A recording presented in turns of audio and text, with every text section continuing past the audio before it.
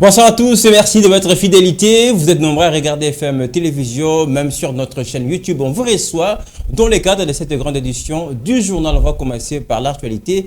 La République démocratique du Congo est en voie de se doter d'une réserve de l'armée. Le projet de loi allant dans ce sens par 384 députés nationaux et sur 344 à la plénière de jeudi, c'est l'ancien ministre de la Défense nationale, Gilbert Kabanda, je cite, et qui a défendu ce texte et qui a aussi reçu plusieurs critiques de la part des députés nationaux.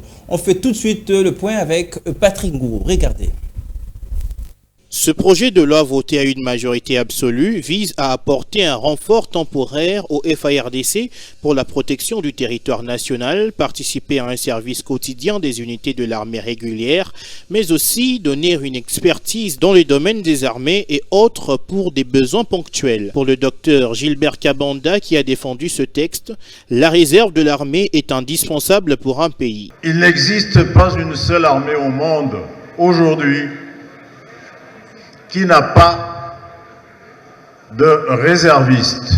Lorsque un pays est agressé, il ne compte pas que sur les militaires d'actifs. En fait, une armée sans réserve est comme une voiture qui entreprend un trajet long sur autoroute sans pneus de rechange.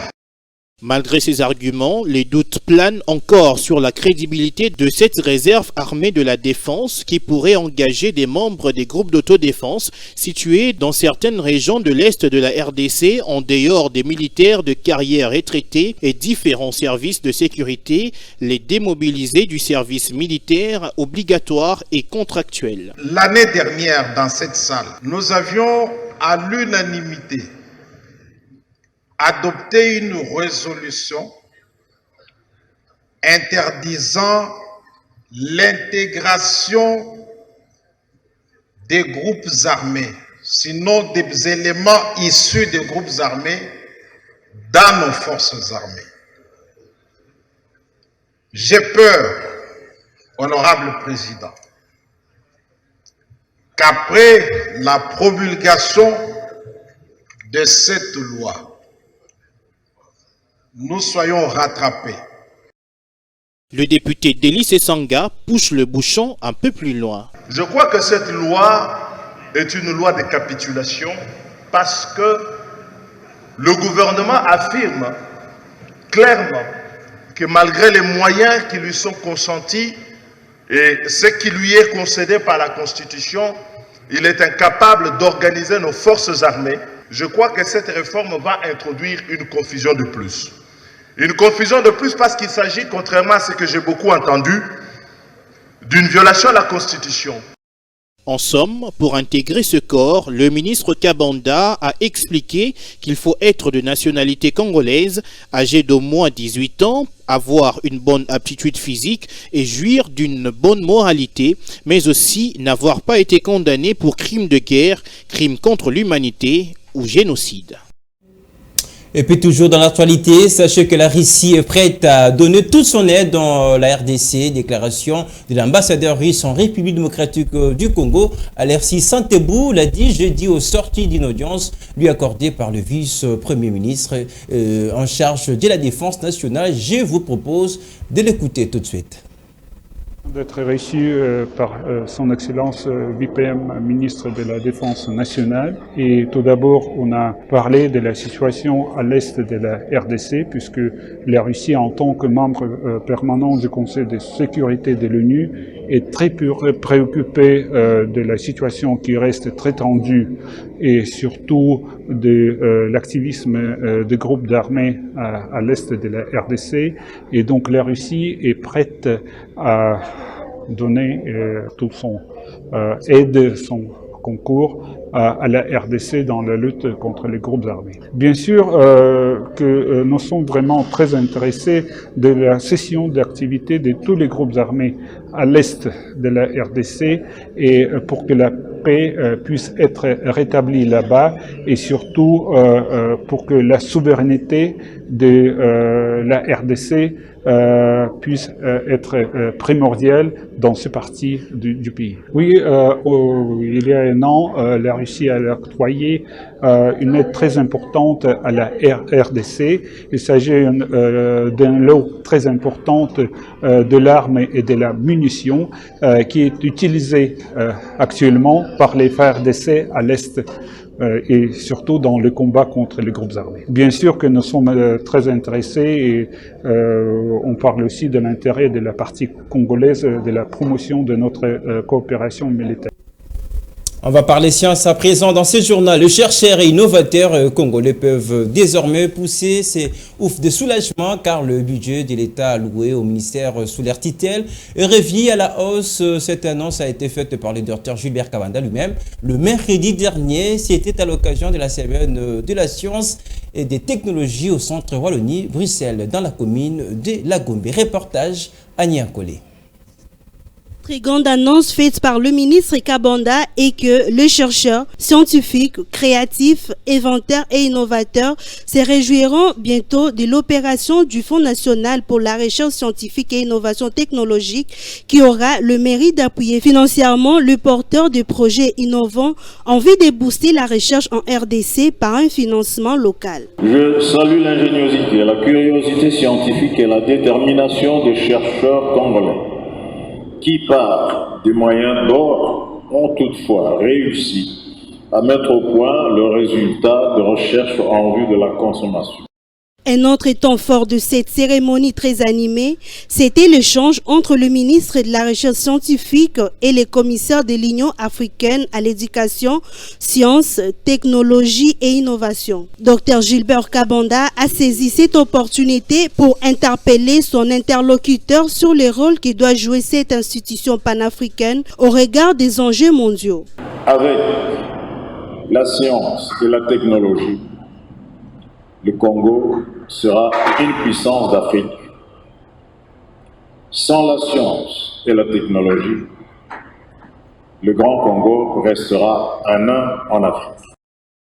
Par la suite, le ministre s'est livré à un jeu de questions-réponses. L'opportunité était propice pour le patron de la recherche scientifique de réaffirmer l'existence dans ce pays d'énormes potentiels en matière de recherche à l'origine notamment des Mana-Covid et des Doubaz C2, médicaments inventions congolaises ayant déjà fait leurs preuves. L'OMS est venu à Kinshasa, ici adressé à la faculté de médecine, notamment pour le Doubaz C, et la faculté de médecine a démontré par un essai clinique mené suivant les normes de l'OMS que effectivement le Doubaz C est un médicament scientifiquement anti-Covid-19.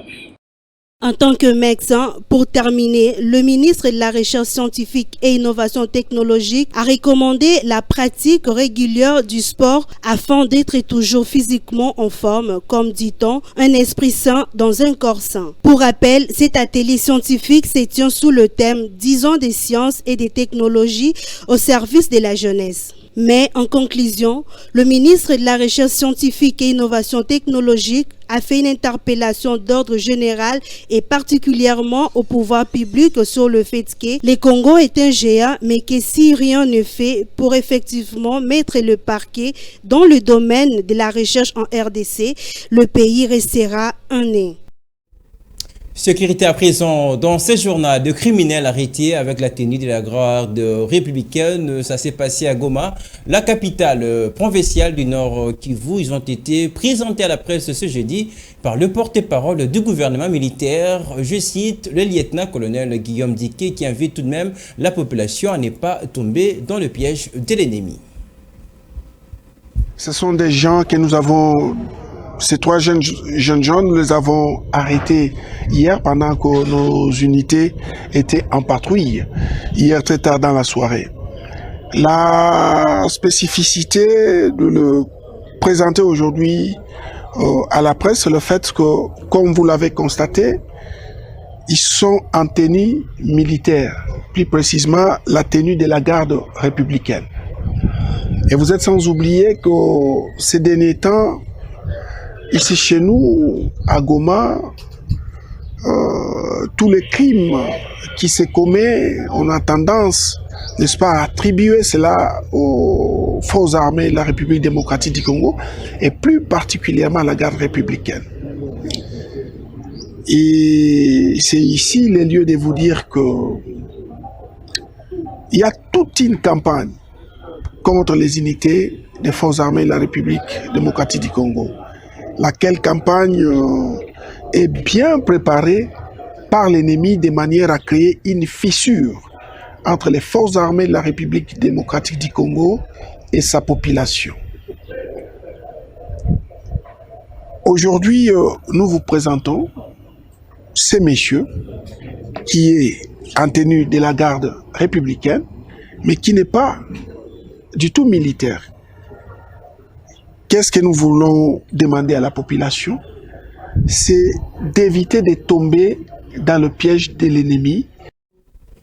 Retour à présent à la Chambre basse du Parlement. On va évoquer la proposition de loi Noël Tchani sur la congolité. Il en était question lors de l'adresse de Christophe Mbosso à la plénière de ce jeudi à l'Assemblée nationale. Le speaker de la Chambre basse qui reconnaît que cette loi a été jadis recalée l'année dernière pour inconstitutionnalité et soutient que les députés vont décider librement et souverainement. Je vous propose tout de suite, madame, monsieur, de l'écouter au micro de votre rédaction.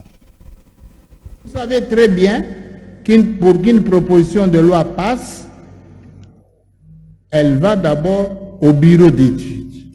Quand le bureau d'études le rejette, on ne peut rien. Cette proposition avait été déjà rejetée une fois. Et on avait signifié à l'auteur que votre proposition énervait la Constitution. La Constitution.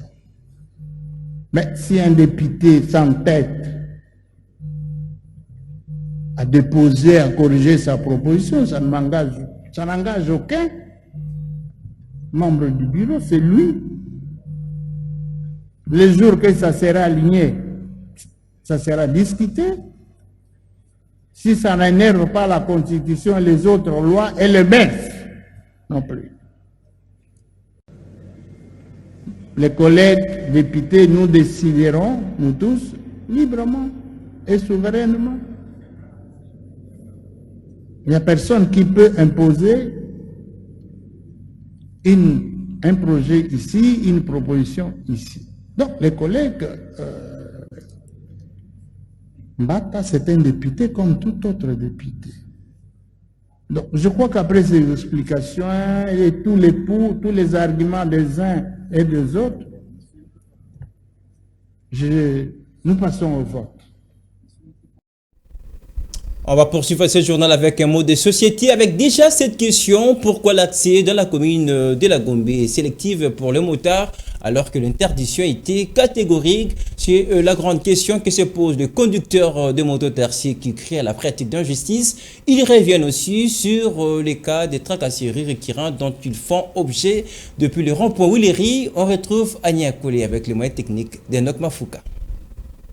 C'est depuis le deuxième trimestre de l'année dernière que cette mesure sur l'interdiction d'accès aux mototaxis au centre-ville a été exhumée.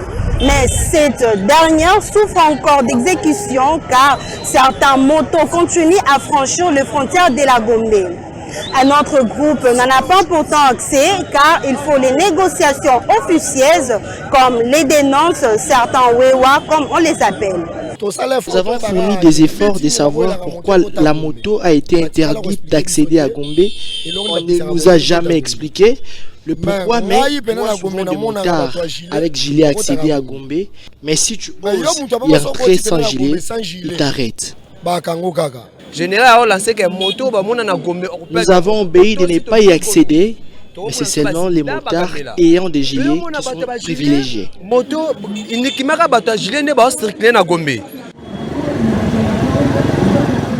Au rond-point Willery où je me trouve, nous avons rencontré les responsables des motocyclistes libres du Congo qui voient plutôt les choses d'un œil positif.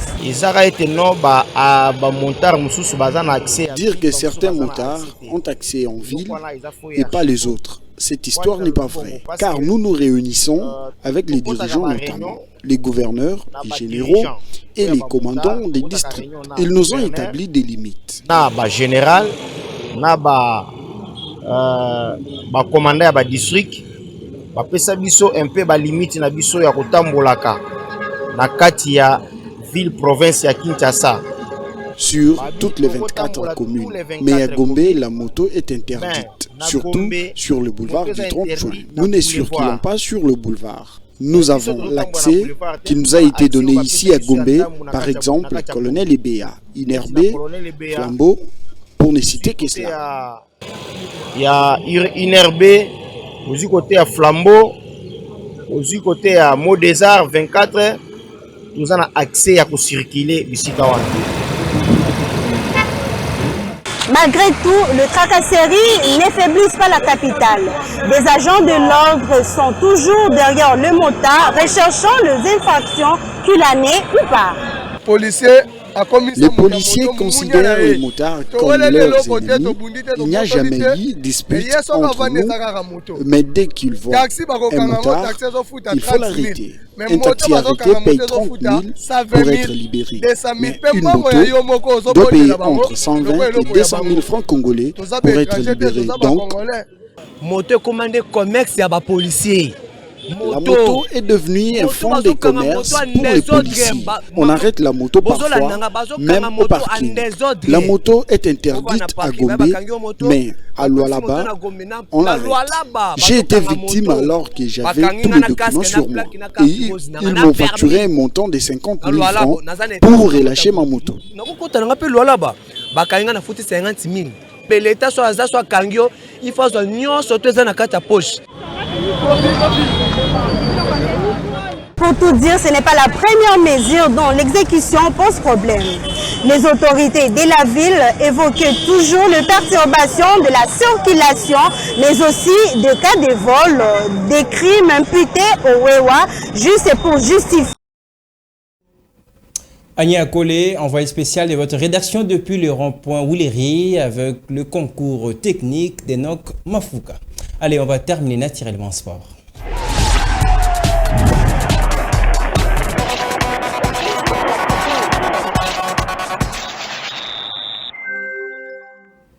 C'est désormais officiel, le championnat national de la Lina Foot revient sur les écrans de ce 5 mai jusqu'au 23 juin prochain. C'est un calendrier de la Ligue nationale de football rendu public ce vendredi. On se rappelle que ceci était une recommandation de la DEFCO proposée jeudi au ministre des Sports. Allez, je vous propose, madame, messieurs, de suivre ce qui disait hier l'association des dirigeants du football du Congo après avoir rencontré le ministre des Sports, je cite, François Mwanakabolo.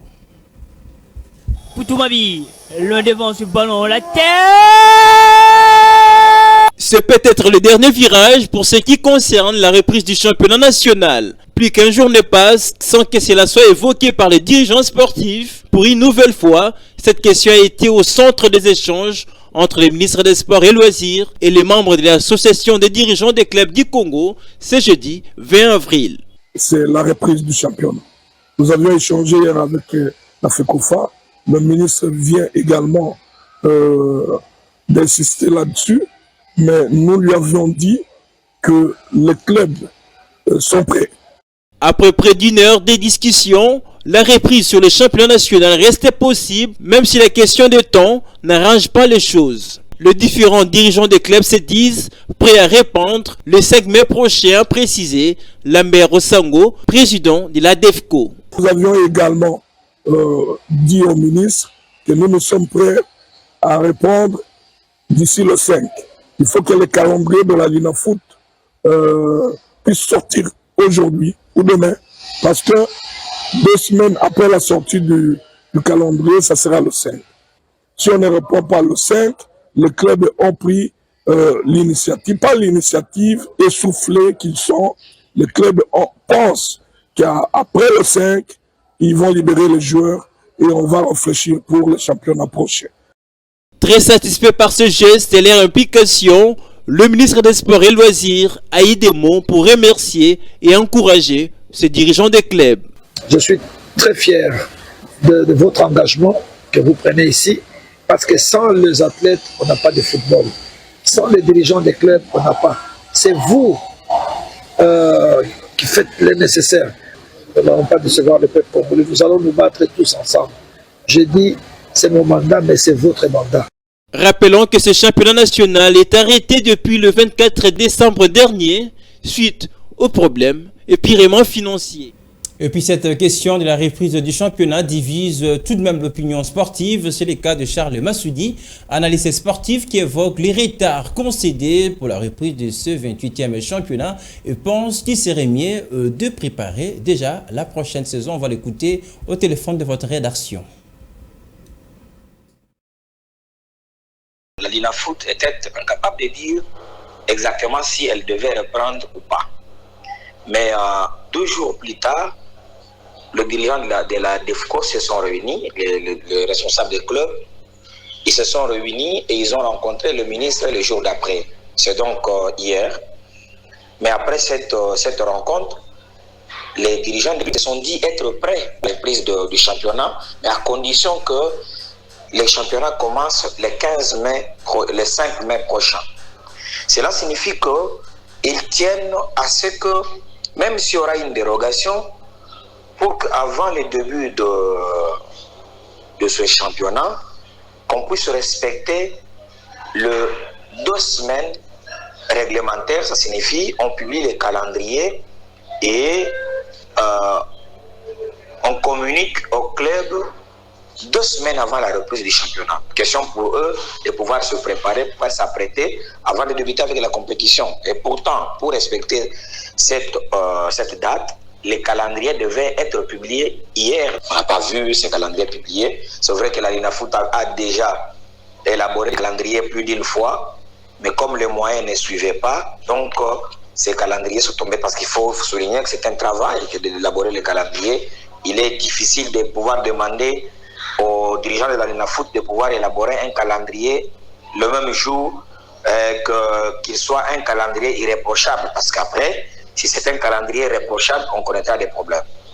Mais à lire entre les lignes, les dires du ministre des Sports, c'est vrai que je répète encore, ce n'est pas une position officielle, mais quand je lis entre les lignes, je comprends qu'il est de ceux qui estiment que maintenant, on ne peut que préparer la saison prochaine si on veut bien faire les choses. Charles Massoudi, analyste sportif au téléphone de votre rédaction. C'est la fin de ce journal. Merci à tous d'avoir suivi.